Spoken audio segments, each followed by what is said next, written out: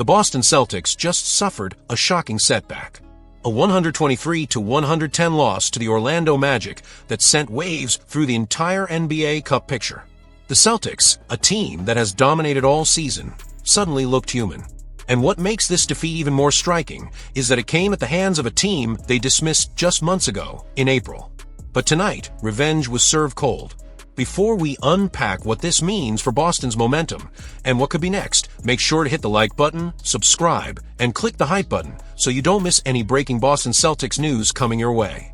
Now, let's talk about how this happened. The Magic, a team that started this tournament with only 3 wins in 8 games, suddenly found rhythm. After adding Desmond Bane in a major trade, many expected Orlando to rise, but until this night, that rise never came. Then, under the bright lights of the NBA Cup, everything changed. The Magic, one of the league's weakest shooting teams from deep, exploded for 9 three-pointers in the first half alone, hitting 50% from beyond the arc. It wasn't just hot shooting. It was confidence, hunger, and a sense of purpose that Boston couldn't quite match. For the Celtics, early foul trouble disrupted their rhythm. Peyton Pritchard carried the load early, with 14 points in the first half, showing spark and fight. But even his shooting couldn't mask the inconsistency. Josh Minott, battling 3 early fouls, worked hard defensively and on the boards, but the flow wasn't there. Boston's offense kept stalling, and Orlando took full advantage. Still, the Celtics did what elite teams do, they fought back. Coming out of halftime, Boston went on 11-3 run, forcing turnovers, crashing the boards, and tying the game at 62. Jaylen Brown took control in the third quarter, pouring in 16 points with a mix of mid-range shots and drives that looked unstoppable. For a moment, it felt like the Celtics were ready to flip the switch to remind the league why they sit atop the standings. But that moment didn't last. As the fourth quarter opened, Anthony Simons ignited for 2 quick threes. Derek White answered to give Boston their first lead since the opening minutes, and it seemed momentum was shifting again. Then came the dagger, a stretch that turned hope into heartbreak. Wendell Carter Jr., Franz Wagner, and Desmond Bane hit back-to-back threes, part of a devastating 17-4 Orlando run. Suddenly, Boston's comeback dreams collapsed under the weight of turnovers and missed opportunities. The Celtics had 14 turnovers total, 5 of them in the fourth quarter alone. Small mistakes that turned into big problems. And while Boston limited Orlando to just 10 offensive rebounds, the Magic converted those into 17 second-chance points. That's where this game was lost, not in the effort, but in the margins. Now, with this loss, Boston drops to 1 win and 1 loss in NBA Cup play, after narrowly defeating Philadelphia by 1 point on Halloween night.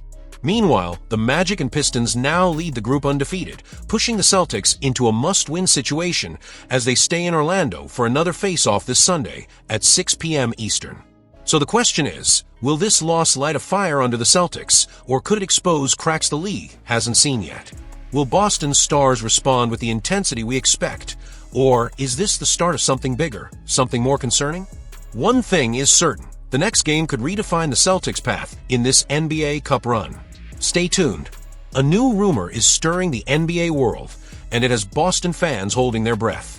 Reports now suggest that Celtics champion and reigning 6th Man of the Year, Peyton Pritchard, could be a target for the struggling Dallas Mavericks. The idea alone raises eyebrows across the league. Why? Because Pritchard isn't just another role player.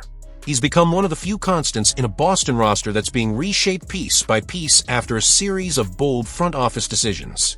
This discussion comes at a moment when Boston is still managing the financial consequences of a roster once projected to cost nearly $500 million in salaries and luxury taxes by the 2025 and 2026 season. Brad Stevens knew the organization couldn't carry that weight. So he made difficult choices, parting ways with Kristaps Porzingis, Drew Holiday, Luke Cornett, and Al Horford, effectively signaling a transition. Yet, in that process, one thing seemed clear. Peyton Pritchard was supposed to stay. But with the trade deadline set for February 5th and the Mavericks sitting at 2 wins and 6 losses despite drafting Cooper Flag with the top pick, desperation might lead Dallas to explore creative options. And that's where this rumor gains strength. In an article published on November 6th, analyst Dan Favale pointed to Pritchard as an ideal fit for the Mavericks' backcourt, describing him as much more than a quick scorer.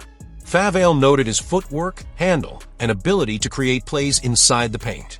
He even proposed that acquiring him might require sending Max Christie and a first-round pick, possibly with a third team involved to ease Boston's tax burden. Still, this raises a serious question about value and direction. Would Brad Stevens really move one of his most reliable and energetic guards for long-term assets? Pritchard has earned his place through consistency and adaptability. Even in Joe Mazzulla's new offensive structure, where perimeter shots have not been falling, he's found new ways to contribute, attacking the mid-range and finishing around the rim. His averages this season tell a clear story: 15.3 points, 4 rebounds, and just over 5 assists per game. The three-point percentage at 22.4% is unusually low for him, but that number is expected to rise soon, and when it does, his production could jump dramatically. For Boston, the logic is simple. You don't trade reliability for uncertainty.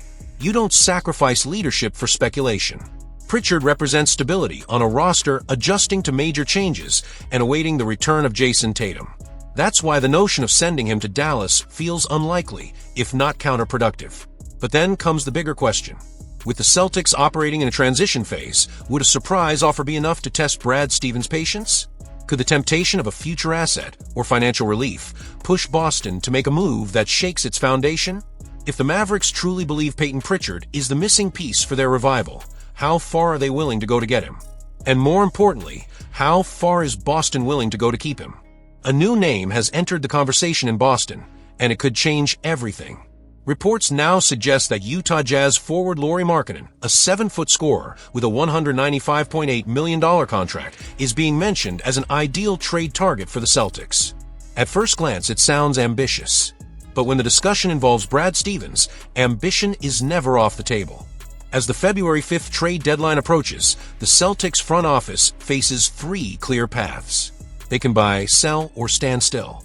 Each option carries a message about the team's future. Do they trust internal development, or do they go all in to retool around Jason Tatum and prepare for another deep playoff run? That's the real question hanging over Boston right now. Sports Illustrated's Chris Mannix believes there's only one right answer: be aggressive. On CLNS Media's The Garden Report, he argued that the Celtics should not wait for the offseason to make their move. He called Lauri Markkanen a perfect fit, describing him as the modern version of Kristaps Porzingis, only younger, more durable, and possibly even better. In Mannix's words, he's the type of player you take in a hot minute. The idea of adding Markkanen is thrilling, but it's also complicated. He's the face of the Utah Jazz, and any team trying to get him would need to pay a heavy price. Danny Ainge, the man running Utah's front office, knows Boston's assets better than anyone. He built much of that core himself. And if history tells us anything, Ainge never gives discounts. To start a conversation, Boston would likely need to include Jaylen Brown in a potential package, a move that would immediately divide the fan base and test the front office's commitment to long-term flexibility. Still, imagining Markkanen in green is tempting. His size, versatility, and ability to score at all 3 levels could make him an unstoppable partner for Jason Tatum. In just 8 games this season, he's averaging over 30 points, nearly 7 rebounds, and shooting 46.6% from the field. Those are elite numbers. On paper, he's exactly the kind of weapon Joe Mazzulla's system could maximize. But then reality hits. To acquire a player under a 4-year, $195 million deal, the Celtics would have to tear apart their depth and risk future stability. Brad Stevens has shown patience and precision in roster management, rarely making emotional decisions. Would he really sacrifice balance for a single big name, even one as talented as Markkanen? That's the question now, hanging over Boston. Will Stevens take the bold route and chase a superstar to replace Porzingis, or will he stay loyal to the core that brought the Celtics back to contention? The rumor may be speculation, but its implications are massive. If Lauri Markkanen truly becomes available, how far should Boston go to bring him in? Should they risk their chemistry for a move that could define the next decade of Celtics basketball? Hit that like button, subscribe to the channel, and click the hype button so you don't miss any breaking updates on this story and every new twist involving the Boston Celtics.